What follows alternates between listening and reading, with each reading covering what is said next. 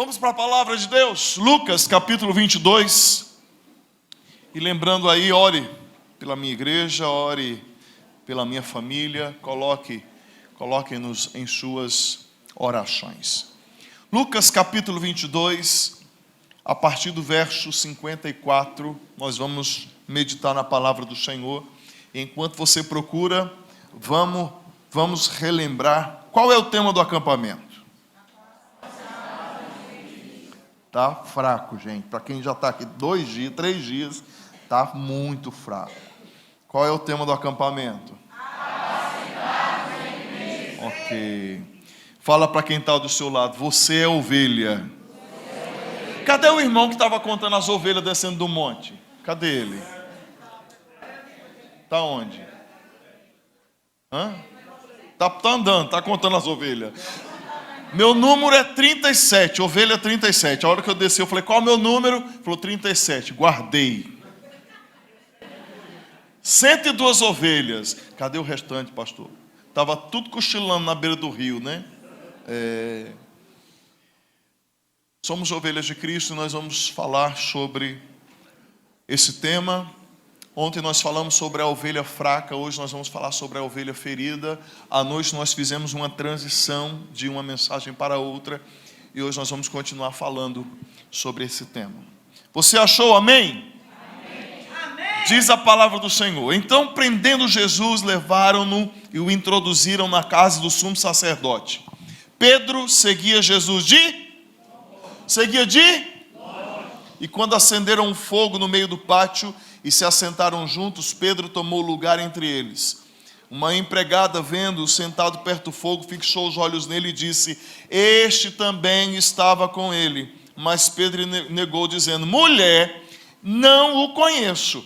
Pouco depois, outro homem, ao ver Pedro, disse: você também é um deles. Mas Pedro disse: homem, eu não sou um deles.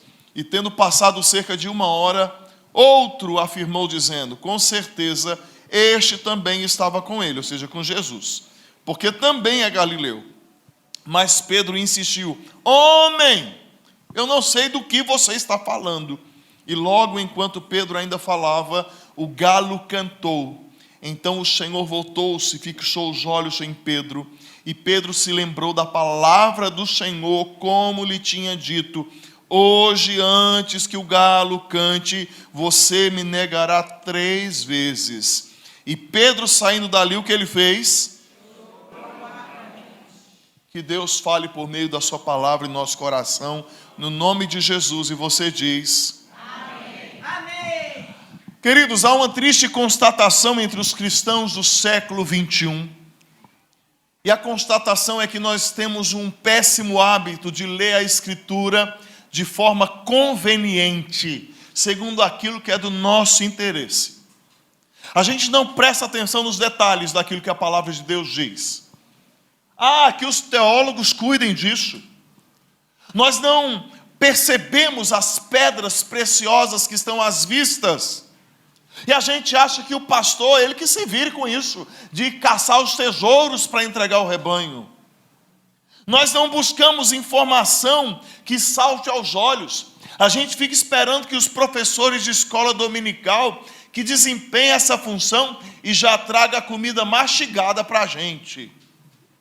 Você quer uma prova disso? Irmão, me ajuda aqui no Data Show. Coloca para mim aqui Marcos capítulo 16, versículo 7.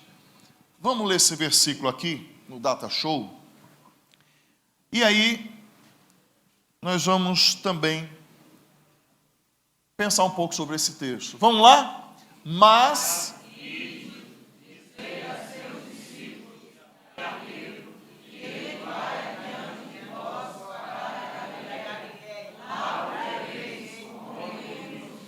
gente, os mais fraquinhos deste acampamento sou eu e pastor Felipe.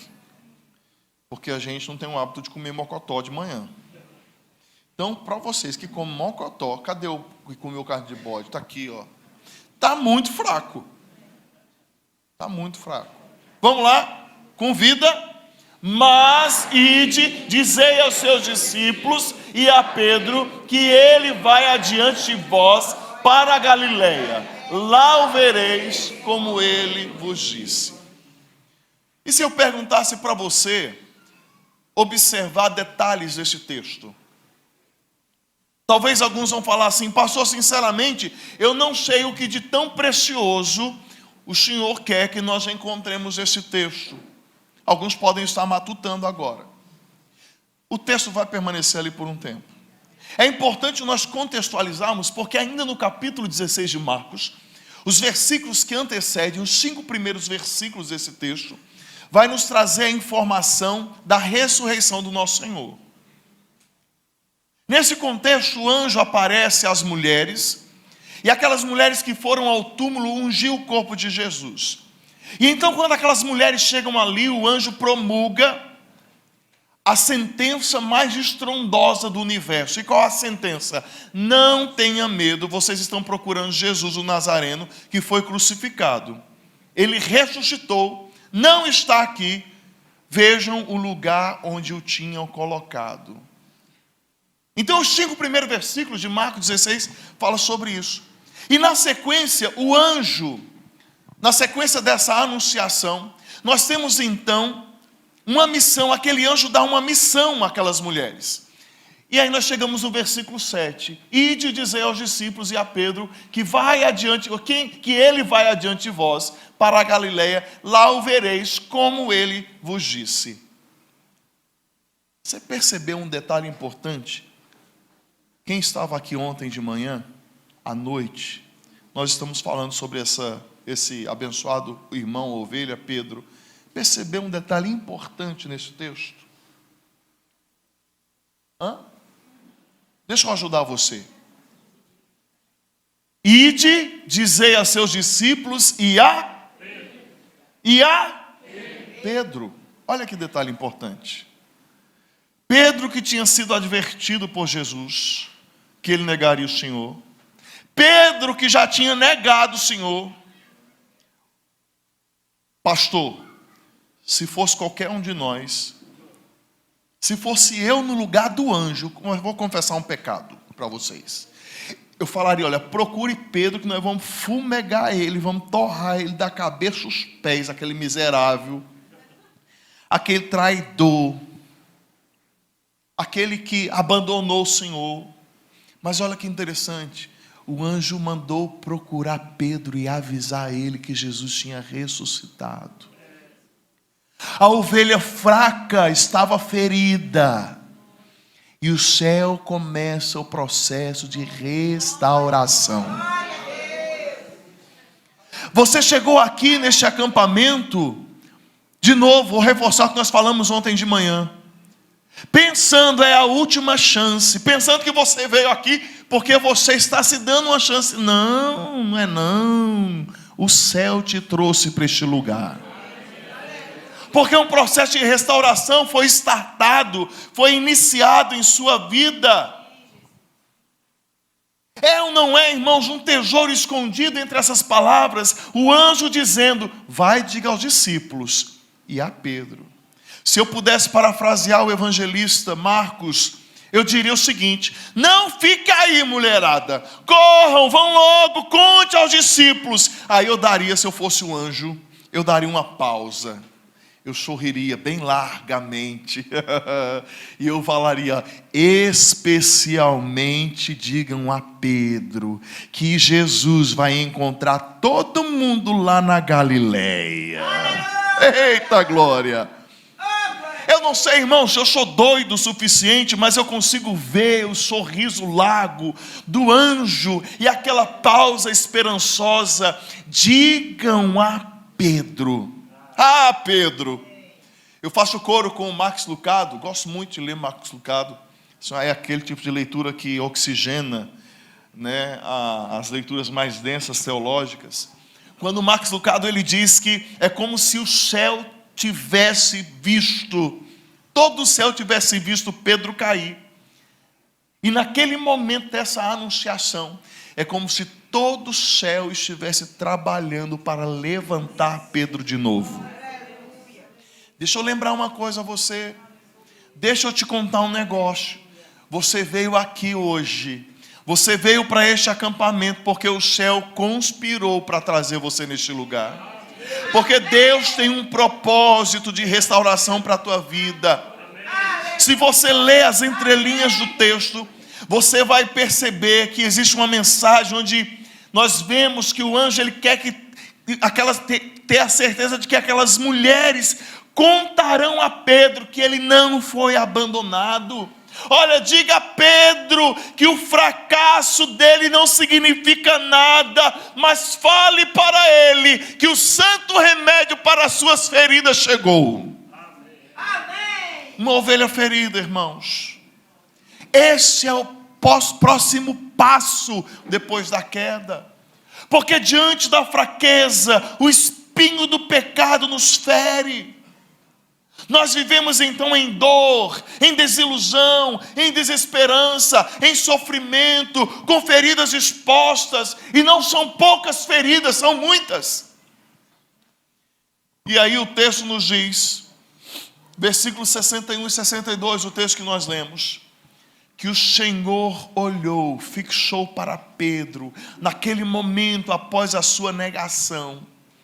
E quando o olhar de Jesus alcançou o olhar de Pedro, o texto nos diz que Pedro se lembrou da palavra do Senhor. Aleluia. Meu irmão, eu começo essa mensagem lembrando você e falando a você uma coisa: o olhar do Senhor está sobre a sua vida. E o olhar do Senhor é um olhar transformador, é um olhar de cura, é um olhar de libertação, é um olhar de restauração. O Senhor disse: antes que o galo cante, Pedro se lembrou das palavras: 3 vezes você me negará. E o texto conclui dizendo que Pedro, saindo dali, chorou amargamente. O que é o choro em ocasiões como essa, se não um sintoma de uma alma ferida, leprosa, adoecida pelos solavancos que levou na vida?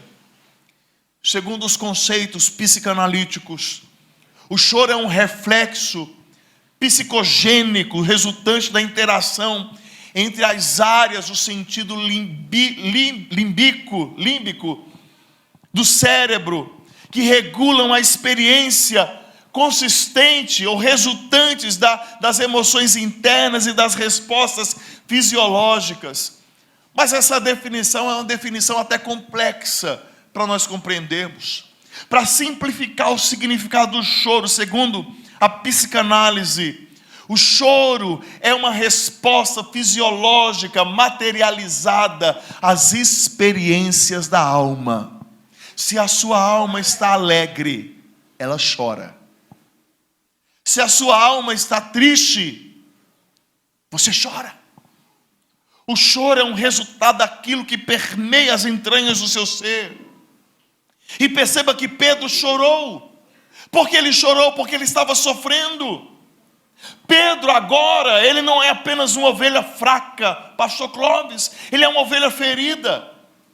E a palavrinha aqui para choro amargo, no grego é pikros, que traduzido de forma mais literal, traz a ideia de uma dor aguda. Uma alma dilacerada. Pedro estava ferido. A sua ousadia, lembra do discípulo ousado? Senhor, eu vou para a prisão por ti. Eu vou morrer pelo Senhor. Ousadia. Mas a ousadia de Pedro diante dos seus ferimentos, ela se derreteu em covardia. O seu momento mais alto se revelou baixo e a bravura de Pedro se mostrou fraca demais. E quando o olhar de Jesus alcança o olhar de Pedro, Pedro chora. Pedro sofre. Ele vê as úlceras de sua alma sangrando. Após o evento da advertência de Cristo, nós passamos então por esse angustiado momento do Monte das Oliveiras, onde o texto nos fala que o nosso Senhor em agonia transpirou gota de sangue. Logo após aquele momento do monte, Jesus é preso. Vem então o seu suplício. E aí nós temos a informação da fuga desorientada de Pedro. É bom nós ponderarmos que antes de ser condenado e crucificado, Jesus passou por 6 julgamentos. Um julgamento já é difícil, imagina 6. Ele foi julgado 3 vezes pelos judeus e foi julgado 3 vezes pelos romanos. E foi durante o segundo julgamento dos judeus, lá diante de Caifás, que Pedro entrou no pátio da casa do sumo sacerdote e ali ele negou Jesus. Quantas vezes? 3 vezes. Pobre Pedro. Ele não imaginava que em pouquíssimas horas, desde a advertência de Jesus, a sua crista levantada seria derrubada por um sopro de um caudaloso sussurro do vento do medo.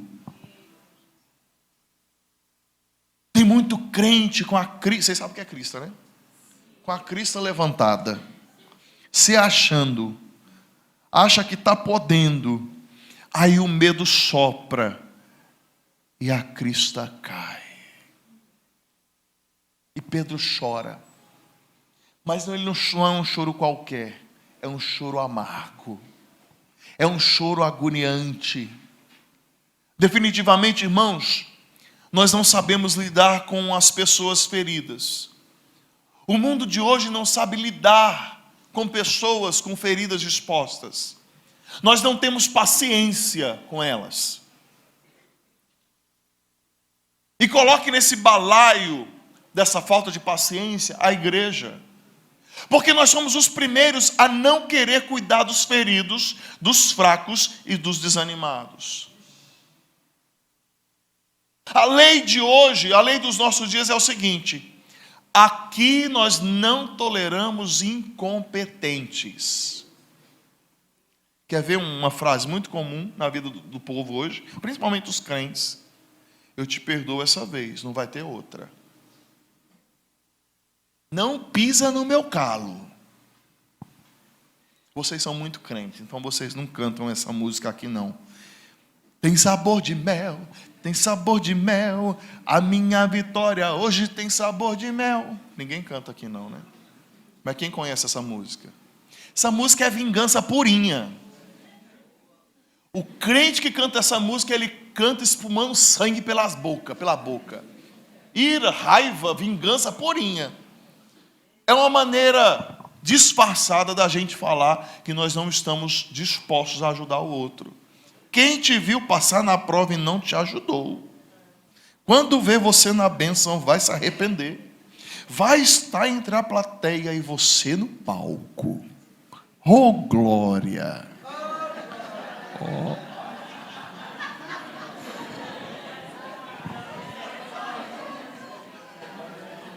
Vingança purinha. Nós não queremos, irmãos, nós não toleramos os fracos, os feridos. 3 tentativas e você está fora. Ah, ele é um pecador, confesso, deixa ele para lá. Nós já fizemos tudo e ele não se ajuda. Oh, é agora ou nunca mais, é a última chance. Os feridos ficam para fora. Nós delegamos as tratativas dos feridos à psicologia. E deixa eu abrir um parênteses aqui, deixar muito claro, eu não tenho nada contra a ciência, contra a psicologia, eu sou psicanalista, nada contra, fecha parênteses.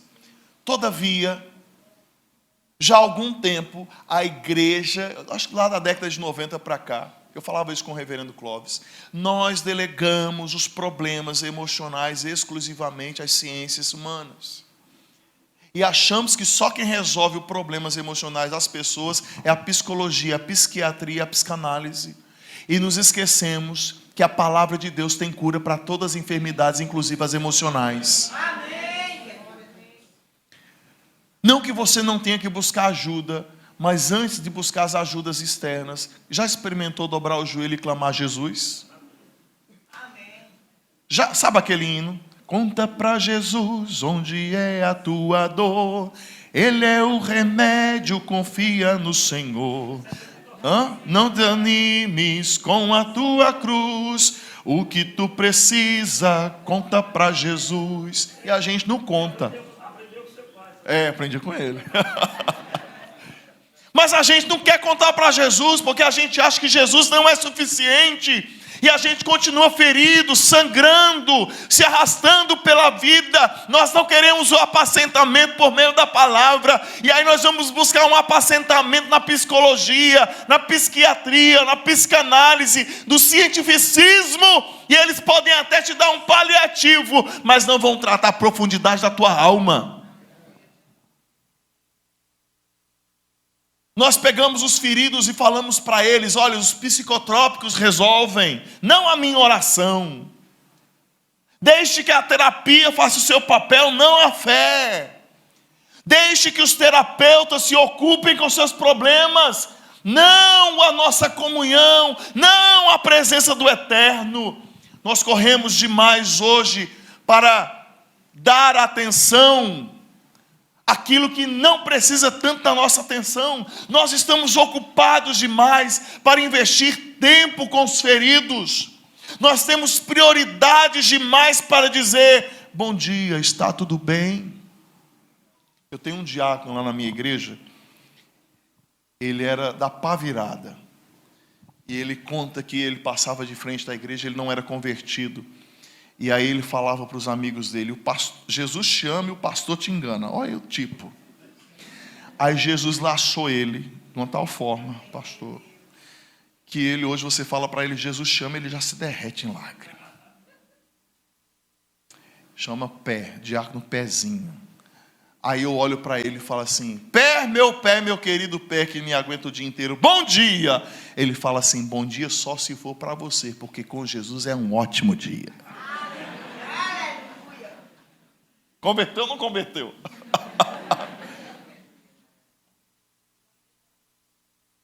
Então, o Pepe.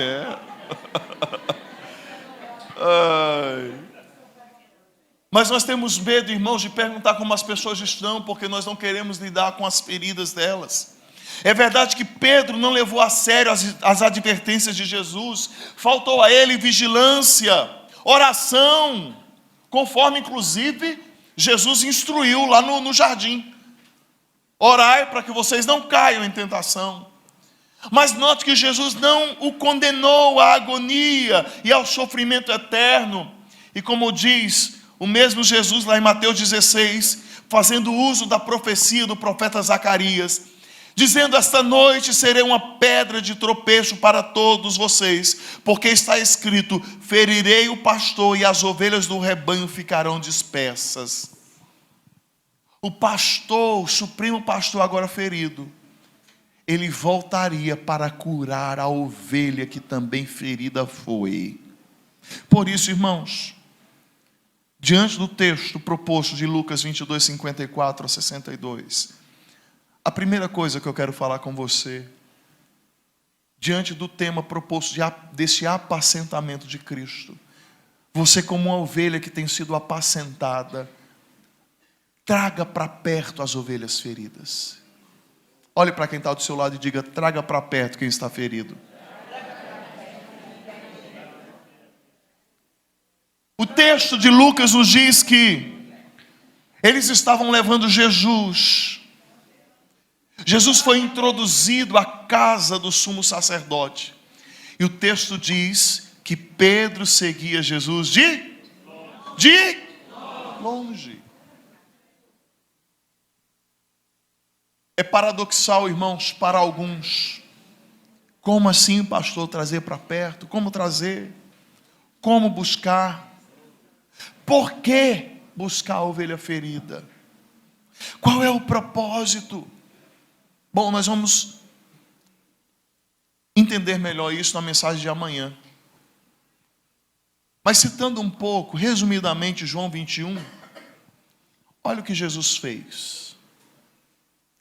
Reverendo Clóvis, em João 21 fala que Jesus foi buscar Pedro, e ele esperou Pedro na praia, com Macfish, pão e peixe na brasa, churrasco. Eu acho que Jesus era de João Dourado.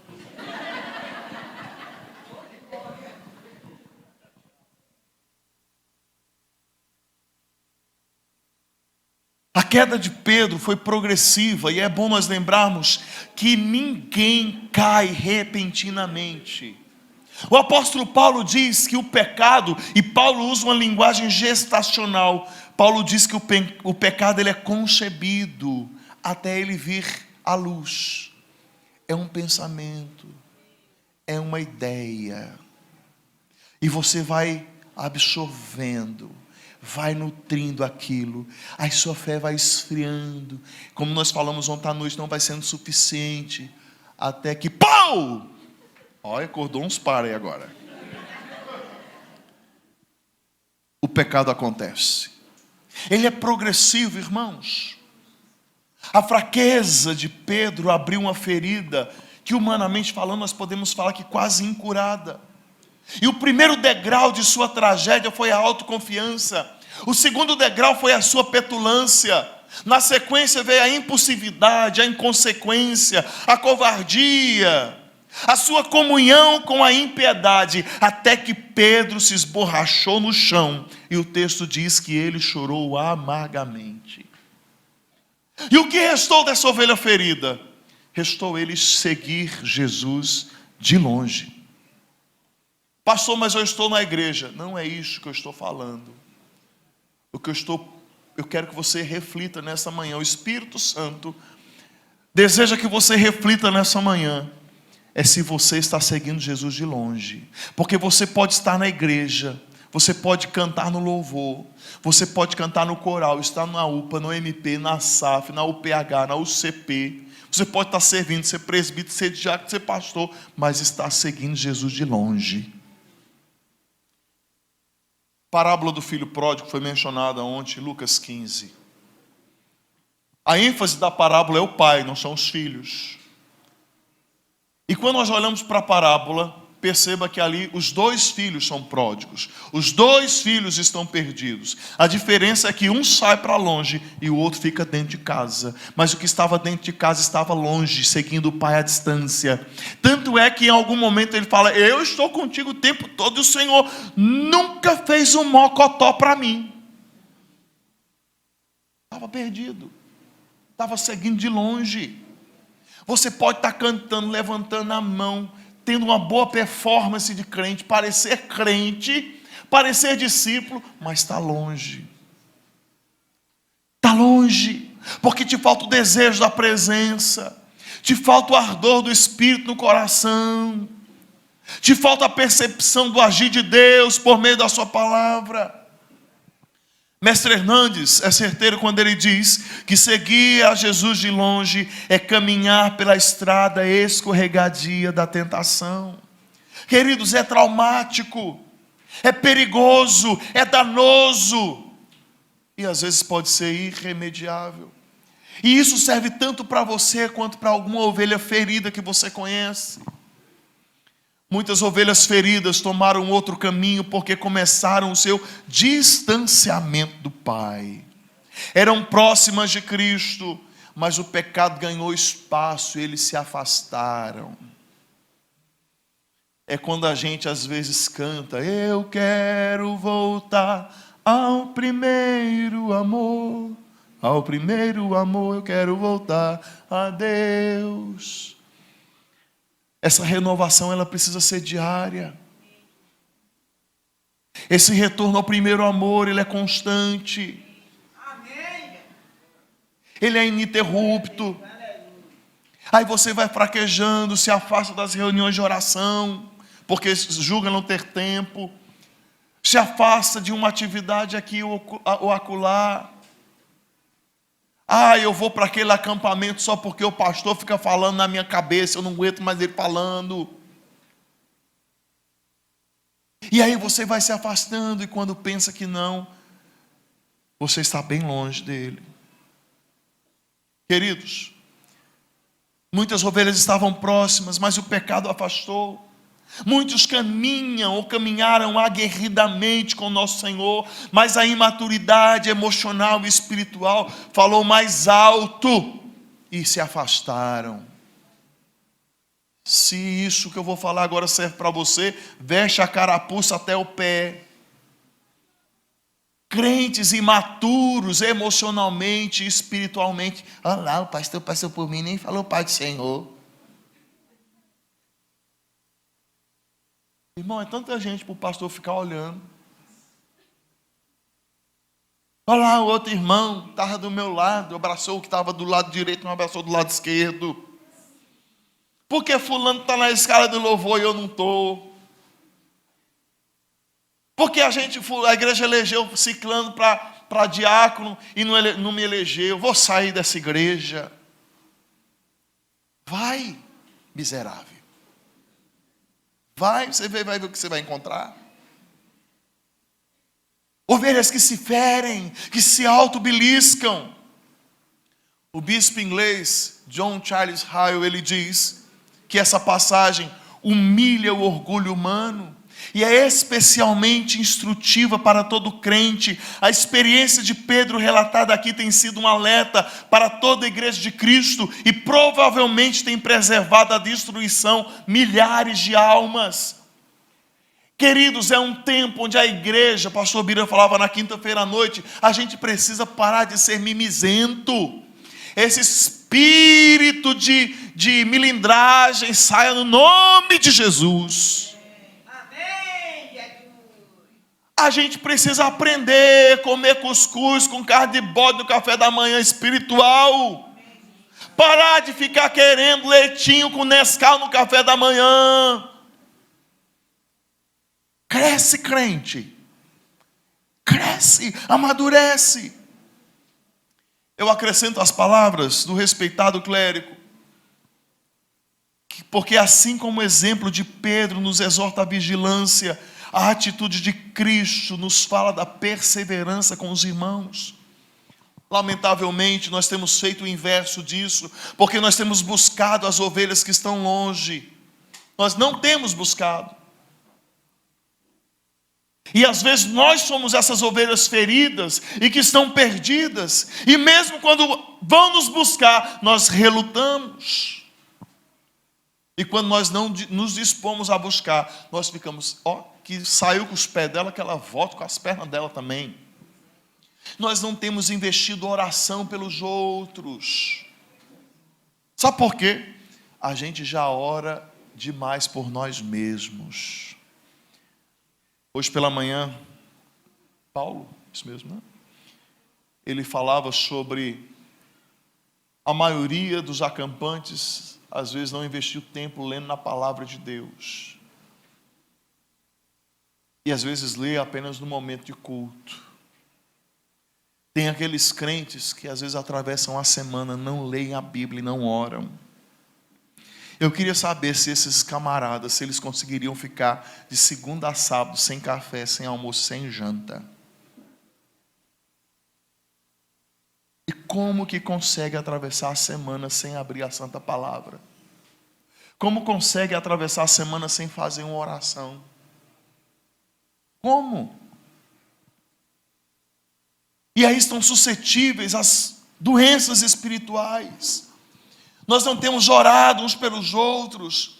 Nós nos ocupamos demais com as nossas próprias feridas. Nós já temos dores demais para lidar com as dores alheias. Mas eu quero lembrar você que Cristo apacenta as suas ovelhas. Cristo apacenta a sua igreja por meio da minha vida e da sua vida. Amém. Queridos, nós não levamos em conta também os lobos disfarçados de ovelhas, que já andaram no meio do rebanho de Cristo. Eu tenho um dado que eu quero passar para você.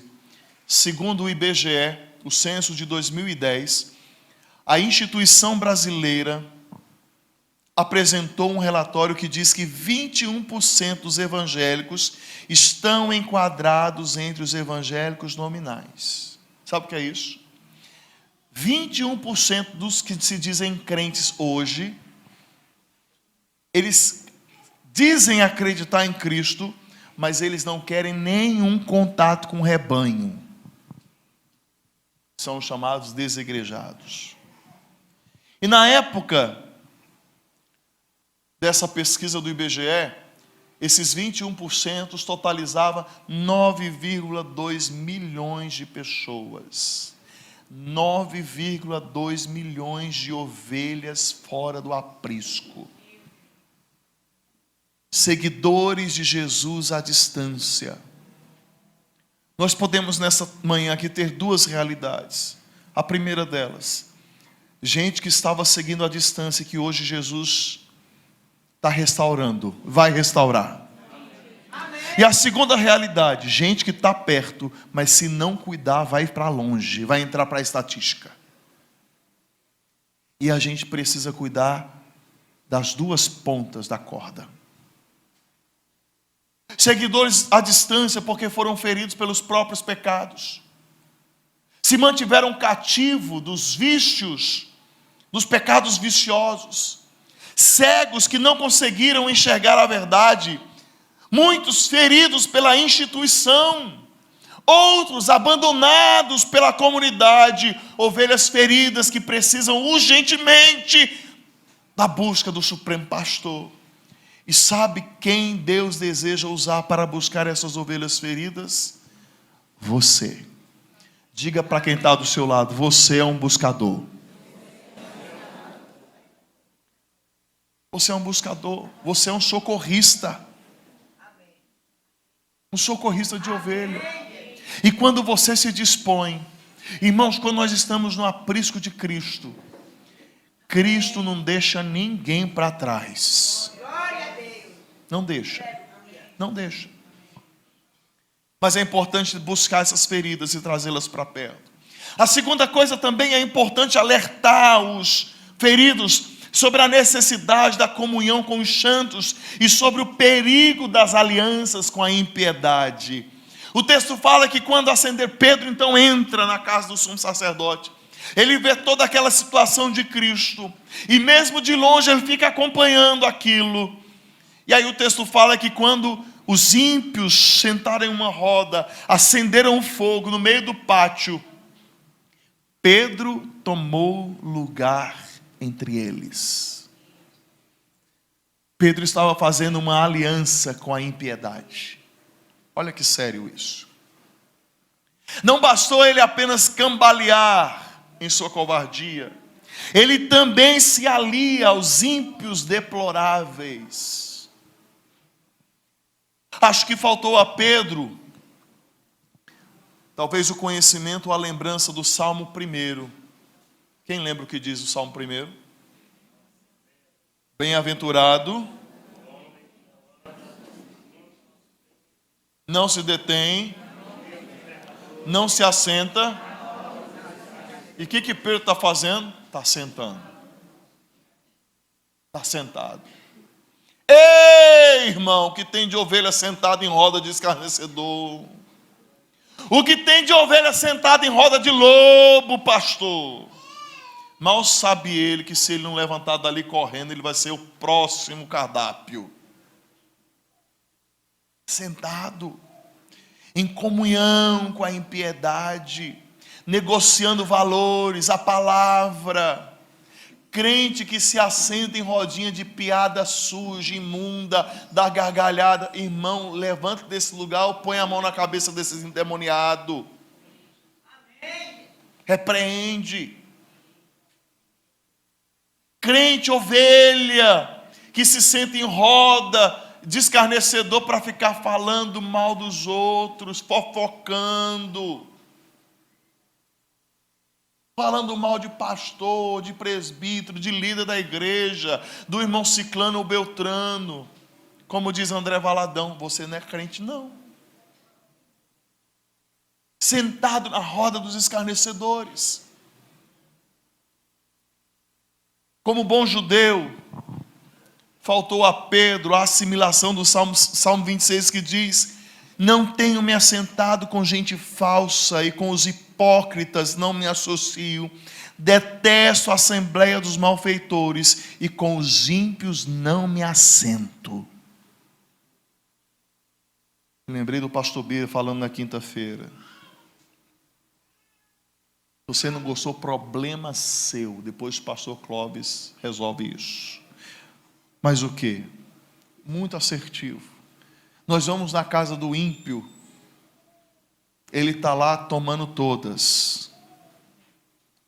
Você não toma, eu parto do pressuposto que você não toma, né? E você não se atreve a tomar a pinga da mão dele. E aí o pastor Bira falava com muita propriedade. E aí quando o ímpio vai na sua casa, você lota a sua geladeira de bebida, mesmo você não bebendo, para agradar ele.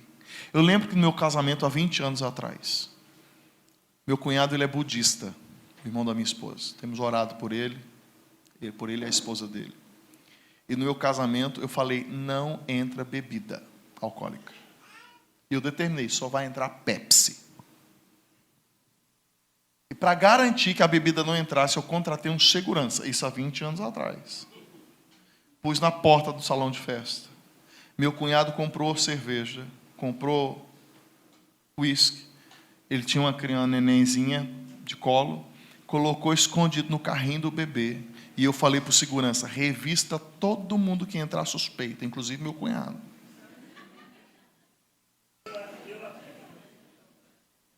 Resultado, a bebida dele foi apreendida, não entrou. Festa de crente, irmão. Está vindo para a festa de crente? Vai seguir os passos da palavra. É churrasco e Coca-Cola. Conhece essa música? Vamos comemorar a minha vitória. Precisa aprender. A tua vitória, a nossa vitória. Vamos comemorar a minha vitória, a tua vitória com churrasco e Coca-Cola. Está lá na internet, coloca no YouTube, depois você vai achar. Vou ensinar, está lá na internet, coloca lá. Corinho, churrasco e Coca-Cola. Eu não lembro o nome da cantora, mas está lá. Esse corinho é, top.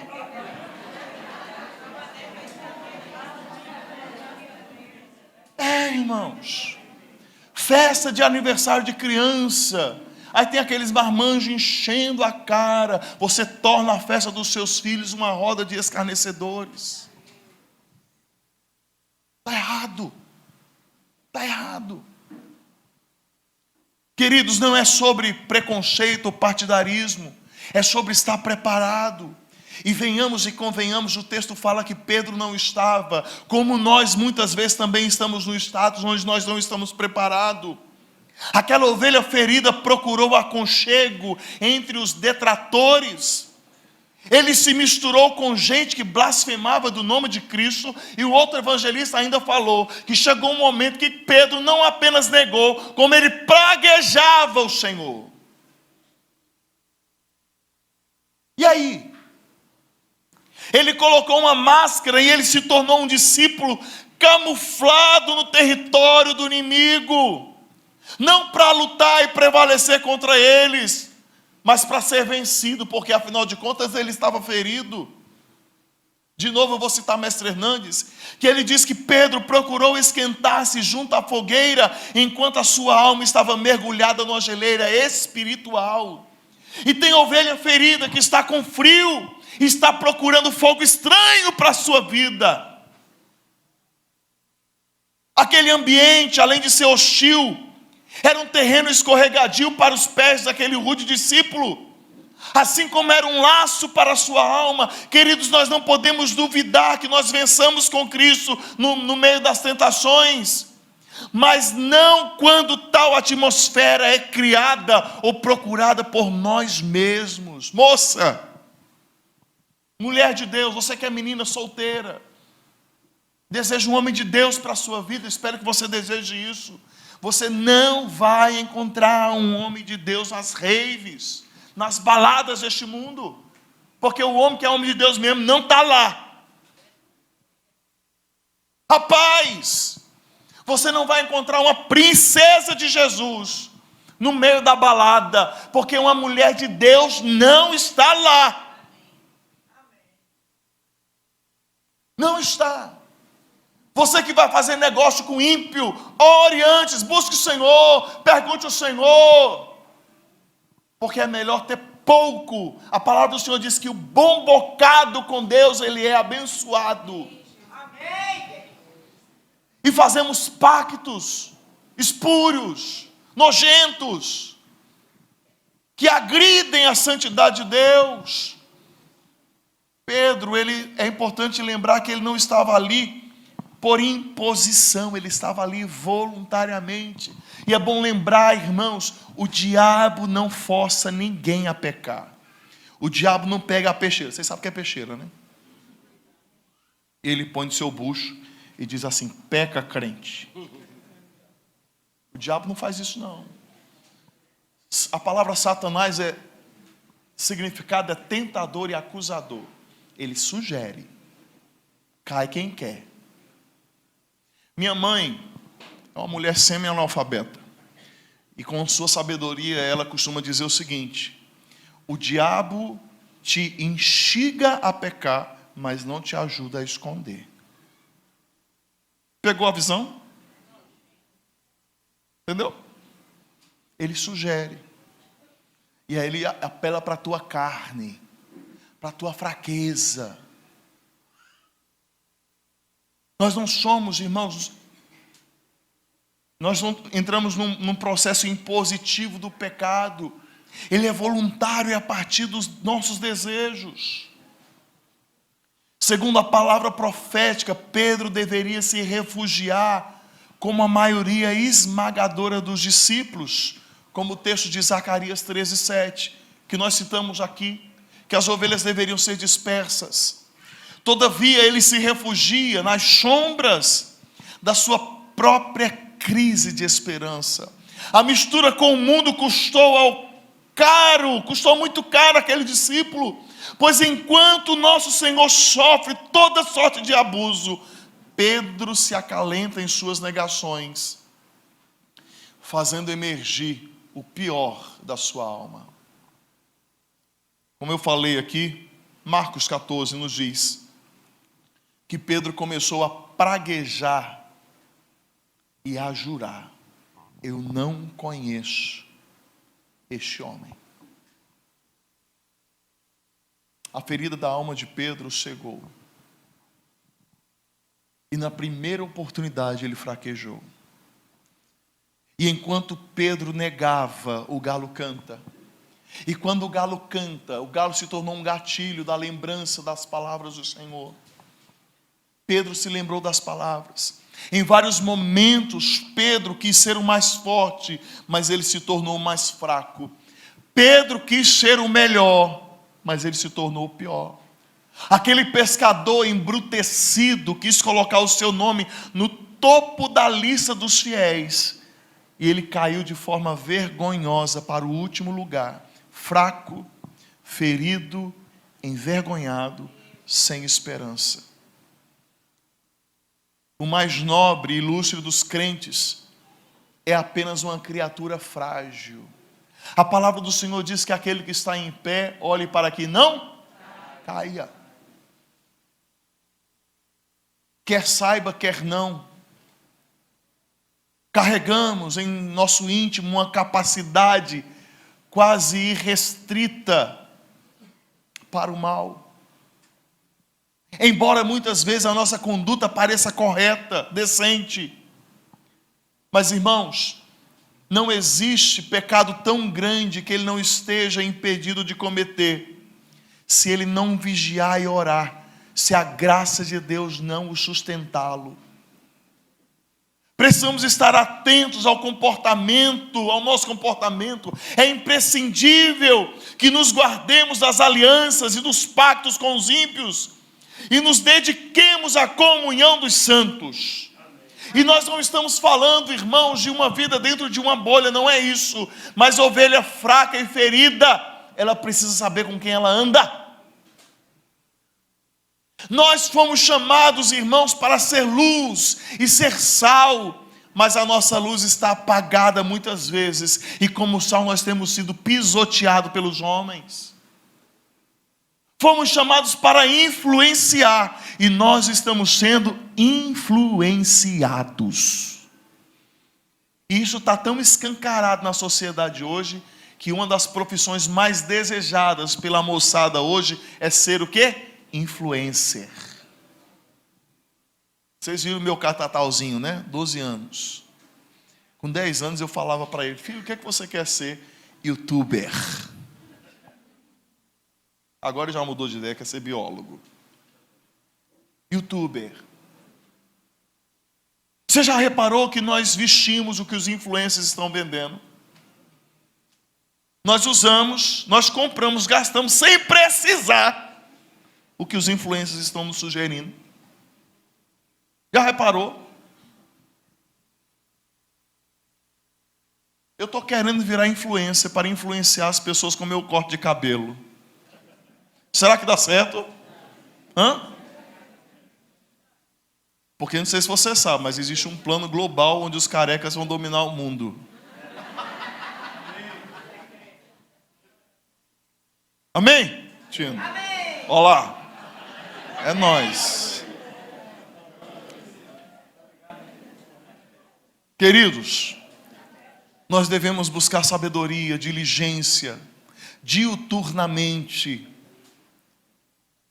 Porque se nós não buscarmos, nós vamos ficar emaranhados aos costumes e às práticas deste mundo.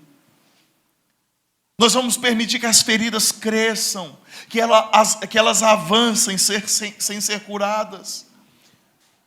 Aquilo que é mal aparentemente vai tomando conta do nosso coração. E é bom nós lembrarmos que a palavra de Deus não nos exorta a fugir do mal.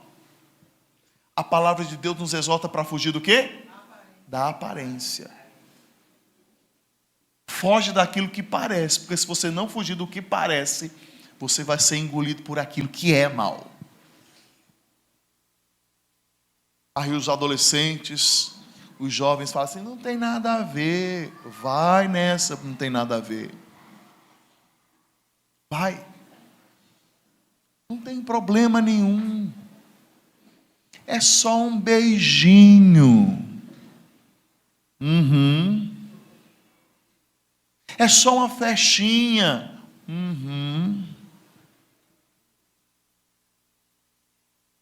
O camarada, a camarada, é só uma mentirinha para a glória de Deus.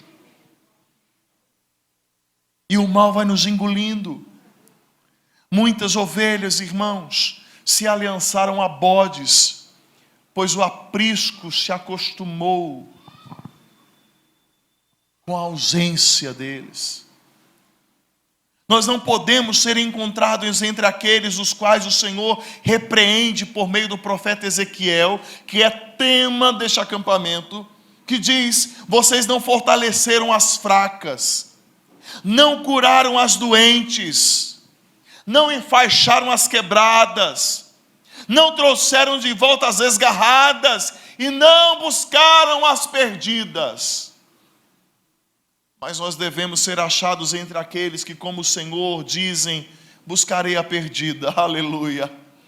Trarei de volta as esgarradas, louvado seja Deus. Aleluia. E enfaixarei as quebradas e curarei as doentes.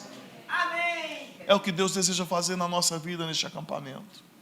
Para que nós saiamos daqui no domingo com o compromisso, uma vez restaurados, ovelhas restauradas, nós saiamos daqui com o compromisso de buscar ovelhas fracas e feridas deste mundo. Amém. Mas uma ovelha ferida, terceira e última coisa, ela é diagnosticada pelo santo olhar de Jesus, que promove genuíno arrependimento. O texto diz que Jesus voltou o seu olhar para Pedro, mas Cristo não apenas olhou, não foi um olhar qualquer, foi um olhar fito. Ele fixou os olhos em Pedro. E quando o olhar de Jesus encontra o olhar de Pedro, o texto diz que Pedro se lembra da palavra do Senhor, e depois daquela lembrança Pedro chora. A ferida é exposta. Um pleito de ignorância, uma negação de pertencimento, uma evasão relacional. Alguns estudiosos sistematizam a chamada tragédia de Pedro dessa forma. Diferente do que muitos pensam e afirmam, a traição de Pedro não pode ser equiparada à de Judas. Porque Judas, sendo filho da perdição, ele tem o intento de destruir Jesus.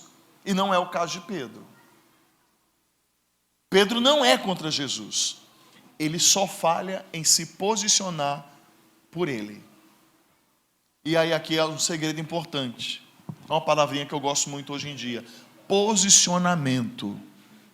Nós vivemos uma época onde nós estamos sendo acuados. De tal forma que nós não estamos sendo reprimidos a não professar, a não confessar a nossa fé. E muitos estão se calando. Irmãos, é tempo de posicionamento. Mesmo que chova canivete, se posicione por Cristo. Aleluia. Queridos, até o momento em que Cristo fixa o olhar em Pedro, aquele pescador não sabe, mas a sua ansiedade é o sintoma da enfermidade de sua alma. A sua covardia é a febre que consome a sua esperança. E o tremular de sua fé urge para fazê-lo desmoronar. Até aquele olhar, Pedro não se dá conta do que ele fizera. Ele se esqueceu da promessa que ele fez ao mestre algumas horas atrás. Ele não levou em conta a ousadia que possuía quando a maré estava mansa.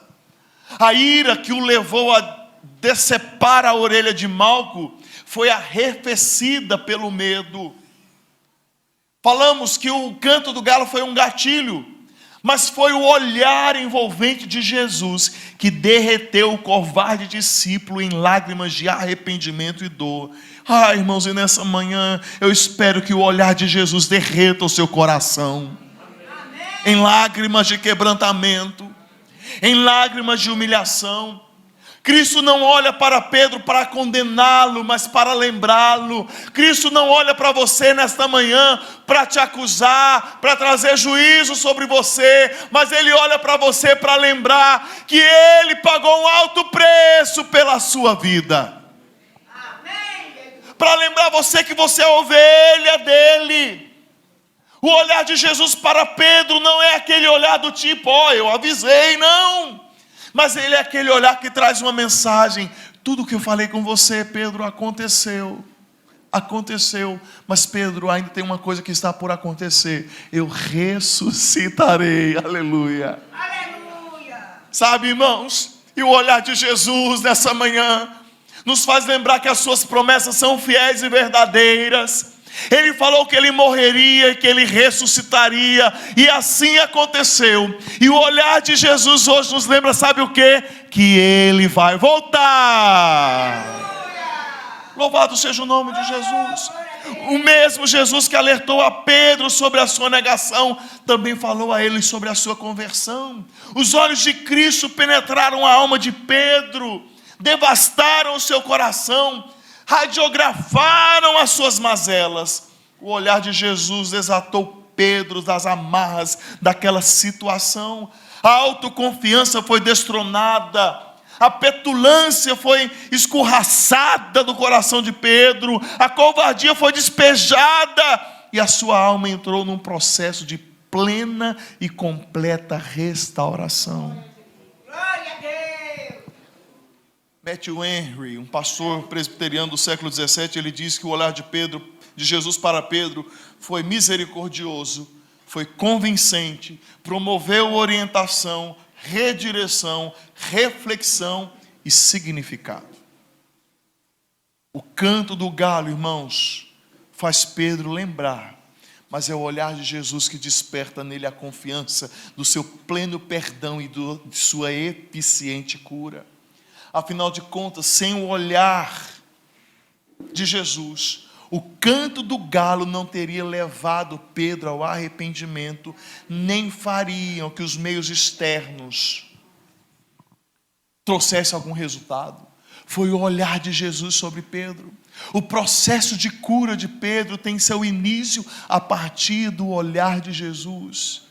Meu irmão, minha irmã, jovem, adolescente, Jesus está olhando para você nessa manhã. Amém. Ao ponto de que este olhar está quebrando as amarras da sua vida. A partir dali, um genuíno arrependimento se apoderou de Pedro. Porque Pedro, o arrependimento, ele é materializado por meio daquele choro amargo. O evangelista Marcos, sendo um pouco mais detalhista, diz que Pedro, caindo em si, começou a chorar. Será que não chegou o tempo de você cair em si? 100 e quantas ovelhas, pastor, subiu o monte? Cadê o restante dessas ovelhas? Será que não é tempo de cair em si? Será? Foi esse arrependimento que removeu imediatamente Pedro daquele lugar que estava pronto a lhe devorar. O choro de Pedro foi um choro de arrependimento, de vergonha pelo pecado, da tristeza segundo Deus. Na contramão de Judas, aquela ovelha ferida, Pedro desejava cura.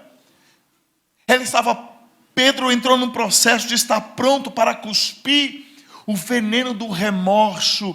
Jesus não espera de nós remorso, irmãos. Jesus espera de nós arrependimento genuíno. O remorso é a consciência do pecado sem a ferida do arrependimento e sem o remédio do perdão. O remorso leva à morte, mas o perdão produz vida.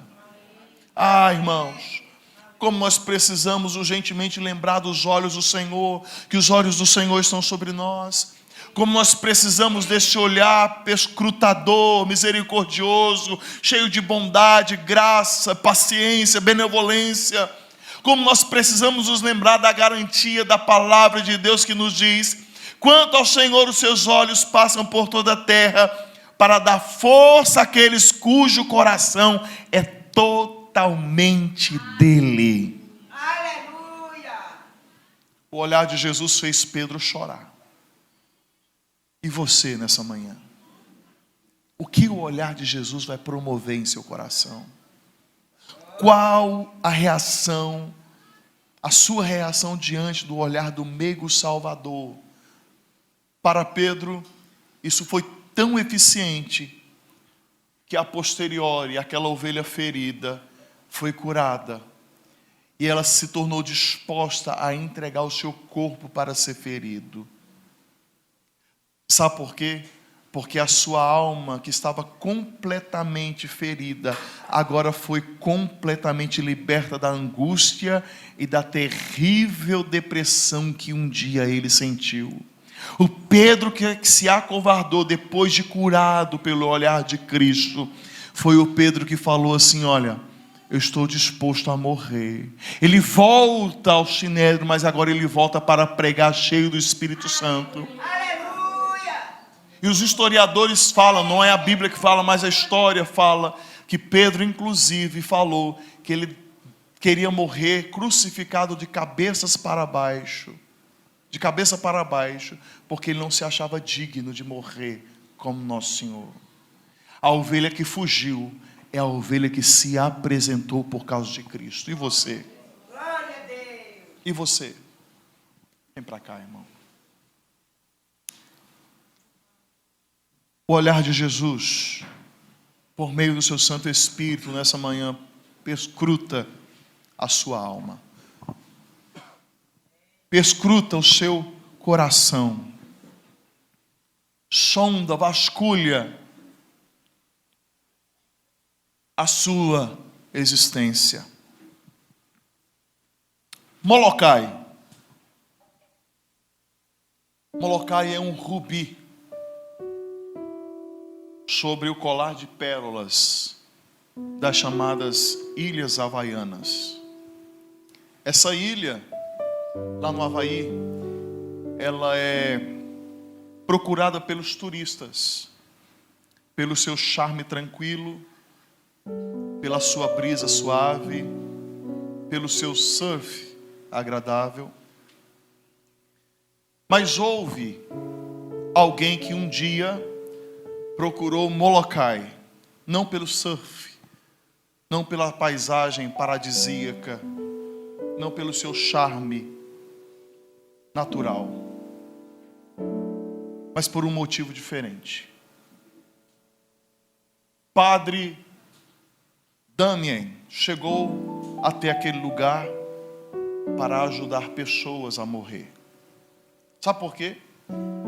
Porque a lepra chegou naquela região e tomou conta do arquipélago. Não se sabe até hoje como a lepra alcançou aquelas ilhas havaianas. Nós só sabemos que essa doença causou um grande estrago. O primeiro caso foi registrado em 1840. E a partir de então, aquele complexo de ilhas chamou deformação, decomposição e muito pânico. Historiadores afirmam que os leprosos foram transferidos. Foi construída uma espécie de uma vila à parte na ilha, onde os leprosos foram transferidos para lá, uma espécie de quarentena. Eles ficaram lá reclusos. E os historiadores falam que esses leprosos lá naquela vila, eles recebiam o mínimo de alimento. E eles estavam esfomeados, esperando o dia da morte chegar. A sociedade da época, em sua totalidade, mandava uma mensagem clara aos leprosos: vocês estão enfermos, vocês estão doentes, feridos, então não servem para nada. Mas o padre Damien, ele trouxe uma mensagem diferente. Ele já estava naquela região há mais de uma década. Há mais de 10 anos ele servia aquelas ilhas. E um dia ele testemunhou que Deus falou ao coração dele, chamando-o para cuidar dos leprosos. E ele se voluntariou.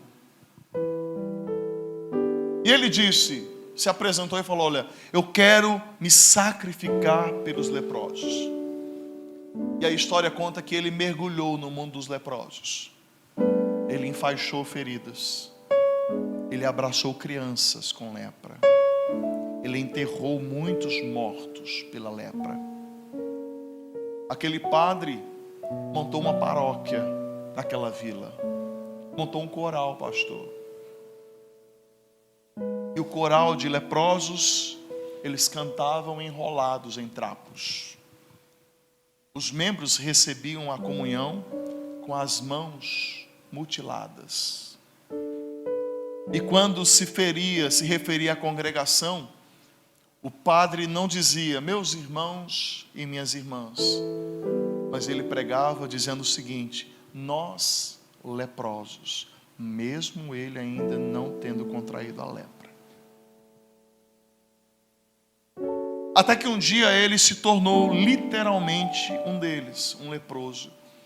E em algum lugar ao longo do caminho, por meio de um toque de bondade, ou na partilha, quem sabe, do pão da ceia, da hóstia, a doença alcançou o padre de 33 anos, que veio a falecer em 15 de abril de 1889. 4 dias antes da Sexta-feira Santa. Ele foi ferido por uma praga. Mas ele tinha a alma curada e ele curou muitas almas. Damien olhou os leprosos e os tocou. E essa história me lembra muito Jesus, porque Jesus olhou para a alma leprosada de Pedro e a amou. Talvez a sua alma hoje está ferida, leprosada, e Jesus continua olhando com o mesmo olhar de amor que um dia ele olhou para Pedro, porque ele não vê a sua lepra, mas ele vê em você uma ovelha preciosa. Não tenha dúvida disso, porque afinal de contas o profeta Isaías nos diz: certamente ele tomou sobre si as nossas enfermidades e as nossas dores levou sobre si, e nós o considerávamos como aflito, ferido de Deus e oprimido. O castigo que nos traz a paz estava sobre ele, e pelas suas feridas fomos sarados. Aleluia. Ah, Estudiosos dizem que o Evangelho de Marcos é, na verdade, notas transcritas e informações ditadas por Pedro ao jovem discípulo João Marcos. Se isso é verdade, irmãos, se Marcos foi apenas o amanuense, ou apenas aquele que redigiu o que Pedro falava, então foi o próprio Pedro que incluiu a informação do início desse sermão, que diz: vão e digam aos discípulos dele e a Pedro.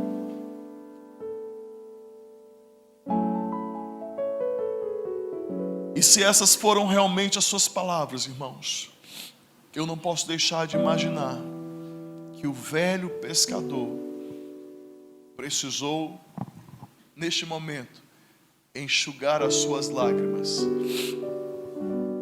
talvez engolir o seu choro. Afinal de contas,